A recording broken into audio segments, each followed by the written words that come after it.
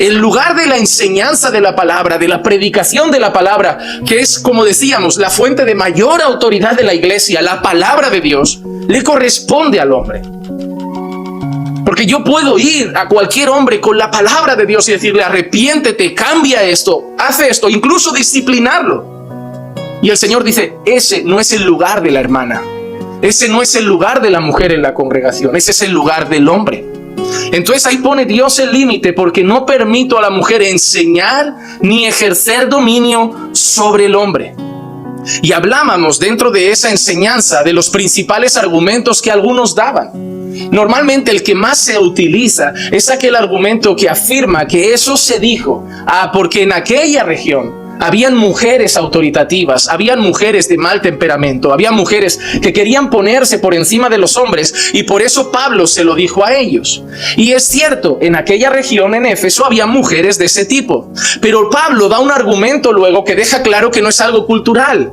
Pablo se va a Génesis y dice que porque Adán fue creado primero y después Eva, y Adán no fue el que cayó, no fue el engañado, sino que fue la mujer siendo engañada completamente que cayó en transgresión. Sabemos que Adán cayó, Dios no está diciendo que Adán no pecó, pero está hablando de quién pecó primero en este caso, y sabemos que luego ella da de comer a su marido y también a Adán, y también come.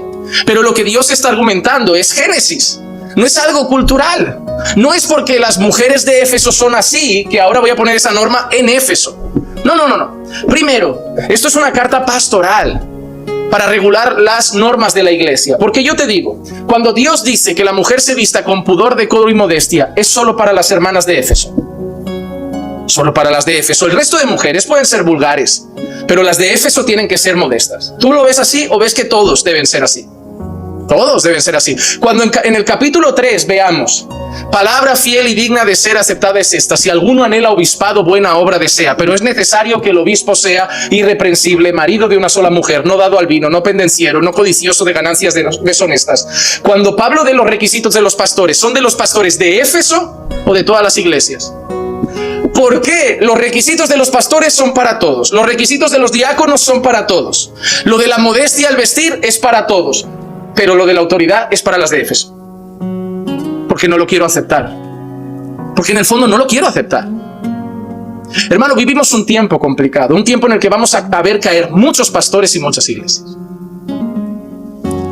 Y no te hablo de verlos caer en un prostíbulo o verlos caer en una discoteca embriagándose. Los vamos a ver caer en las ideologías de este mundo. No hace mucho daño sacar a una persona de la iglesia y mandarlo a un prostíbulo mientras el resto siga en la verdad.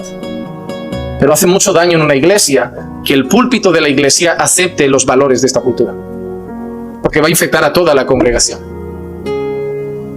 ¿Por qué tenemos pastores homosexuales, pastoras lesbianas, iglesias que casan homosexuales, iglesias donde la homosexualidad no es pecado? ¿Por qué lo hay? Porque en algunas congregaciones la ideología de género se ha aceptado. ¿Por qué tenemos pastoras? Porque en algunas congregaciones el feminismo ha calado. No hay más.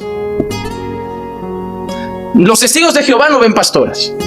Los judíos no ven pastoras. Los mormones no ven pastoras. Los católicos no ven pastoras. Los musulmanes no ven pastoras. Nadie ha visto en su Biblia y libro sagrado que el orden de Dios haya cambiado. Incluso las falsas religiones no han visto eso. Pero nosotros lo hemos inventado. Porque otro argumento es que no, la cultura era machista. Y sí, la cultura era machista. Pero es que quien estableció ese orden fue Dios. No fue alguien machista, fue alguien perfecto. Y lo que tú estás argumentando es algo peligroso. Porque si tú estás argumentando que la mujer puede ser pastora, y yo te pregunto, ¿era pastora hace 100 años? ¿Y hace 200? ¿Y hace 300? ¿Y hace 400? ¿Y hace 500? ¿Y hace 600? ¿Qué día fue el que la iglesia cristiana cambió y dijo: a partir de hoy sí que hay pastoras? ¿Por qué nosotros vamos a aceptar que hace 30 años alguien dijo que pueden haber pastoras y está bien, cuando nuestra iglesia, la iglesia de Cristo, por más de 1900 años no ha visto pastoras?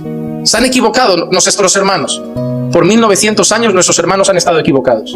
Por 1900 años la iglesia toda ha sido machista. ¿Sí? Yo no creo eso. Yo creo que el feminismo ha entrado en la iglesia. Yo creo que el feminismo entró en la sociedad. Yo creo que el feminismo entró en las escuelas.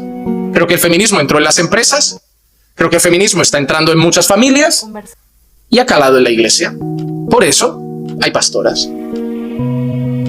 Y por eso se nos va a llamar retrógrados, machistas, conservadores, antiguos.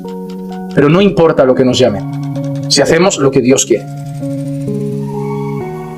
Y te digo, hermana, que estás en una iglesia donde no hay pastoras y donde no las va a haber, por mucho que presione el mundo. Y mientras el Señor me conceda estar en este púlpito, no va a haber pastores. Y el día que en esta iglesia se nombra una pastora, el pastor Juan Manuel deja la iglesia. Si toda la iglesia se junta, y yo creo que la iglesia tiene más autoridad que un hombre, porque no es mía, y toda la iglesia se junta y dice, pues ahora queremos pastora, yo aceptaré la decisión de la iglesia, pero consideré que esta iglesia se alejó de la verdad y yo me marcho. Porque amo mi iglesia, pero amo más a Dios. Y no me importan las críticas, pero me preocupa ir delante de Dios y me diga, si yo dije esto, ¿por qué hiciste aquello? Porque si hay un versículo que Dios me dice, vía libre, yo también lo acepto, porque yo no tengo nada en contra de las hermanas. Tenemos hermanas en la alabanza, tenemos hermanas en el sonido, tenemos hermanas manejando redes, tenemos hermanas cuidando de niños pequeños, tenemos hermanas en muchas áreas, hermanas en el comedor social, hermanas en el evangelismo. Así que aquí, que nadie diga, tenéis una iglesia que no apoya a la mujer. ¿Cómo que no? ¿Cómo que no? Si hay áreas donde hay más mujeres trabajando que hombres. Y eso me entristece, ¿eh? Porque eso habla en contra de los hombres de esta iglesia. Habla en contra de los hombres de esta iglesia. Pero nunca rompemos el límite establecido por el Señor. Aquí no pueden estar. Esto le pertenece a los hombres que Dios ha designado. Así que nosotros vimos que no era algo cultural, porque el fundamento que Dios daba era Génesis, era algo de orden y de diseño. Vimos también que no era algo de machismo, era algo de roles, de funciones que Dios había establecido, a pesar de que la cultura podía ser machista. Vemos también, además de esto, que Dios no niega a la mujer participar de la palabra, la llama a aprender, pero no sobrepasar su límite, no ejercer autoridad y no enseñar en la congregación, como dice aquí, porque la mujer no puede enseñar ni ejercer dominio sobre el hombre, no puede levantar la palabra autoritativa de Dios sobre la vida de varones.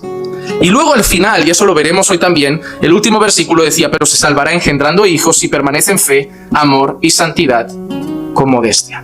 Así que vimos más o menos algunos de esos temas la semana pasada, pero me gustaría ver hoy algunas mujeres que están en la Biblia y mujeres destacadas, mujeres que tuvieron alguna actividad que tiene que ver con, o bien se puede considerar liderazgo, o bien se puede considerar la proclamación de la palabra de Dios, pero la vamos a entender en su contexto, porque arrancar una historia como la de Débora, para decir, como Débora fue jueza, ahora todas podemos ser pastoras, me parece que no es hacer juicio a las Escrituras. Así que lo que hoy vamos a ver son mujeres destacadas en el relato bíblico. Vamos entonces a ver algunas mujeres destacadas en el relato bíblico. Empecemos con la que más me suelen mostrar cuando se trata de justificar liderazgo femenino. Débora, jueza. En Jueces capítulo 4, versículos 4 y 5 leemos esto. Débora, profetisa, mujer de Lapidot, juzgaba a Israel en aquel tiempo y se sentaba debajo de la palmera de Débora entre Ramá y Betel, en la región montañosa de Efraín, y los hijos de Israel subían a ella a pedir juicio. Subían a ella a pedir juicio.